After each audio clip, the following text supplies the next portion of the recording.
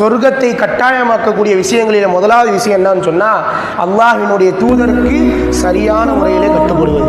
அல்லாஹ்வினுடைய தூதருக்கு கட்டுப்பட்டால் போதும், சரியான முறையில் அவர்கள் சொன்னதை அவர்கள் தடுத்ததை நம்முடைய வாழ்க்கையிலே செயல்பட்டு நடந்தோம் என்று சொன்னால் நிச்சயமாக நமக்கு சொர்க்கம் கன்ஃபார்ம்.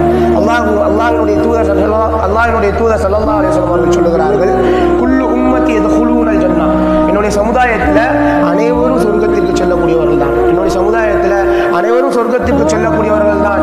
இல்லா மன் அபா, யார் புறக்கணிக்கிறாரோ, யார் ஏற்க மறுக்கிறாரோ அவரை தவிர என்பதாக அண்ணன் பெருமானார் ஸல்லல்லாஹு அலைஹி வஸல்லம் அவர்கள் சொல்லுகிறார். உடனே சஹாபாக்களுக்கு எல்லாம் பயம் ஏற்படுகிறது.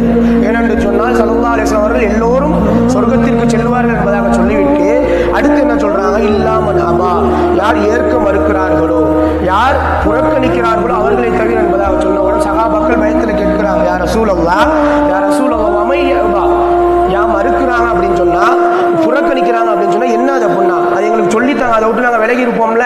ஏன்னா சொர்க்கத்திற்காக வேண்டியே வாழ்றோம், அந்த சொர்க்கத்திற்கு சொந்தக்காரர்களாக ஆக வேண்டும் என்பதற்காக வேண்டி அல்லாஹும் எதையெல்லாம் எங்களுக்கு கட்டளை ஆக்கினீர்களோ, எதையெல்லாம் எங்களுக்கு தடுத்தீர்களோ அது அனைத்தையும் உங்களுடைய வாழ்க்கையில் பின்பற்றக்கூடியவர்களாக இருக்கிறோம்.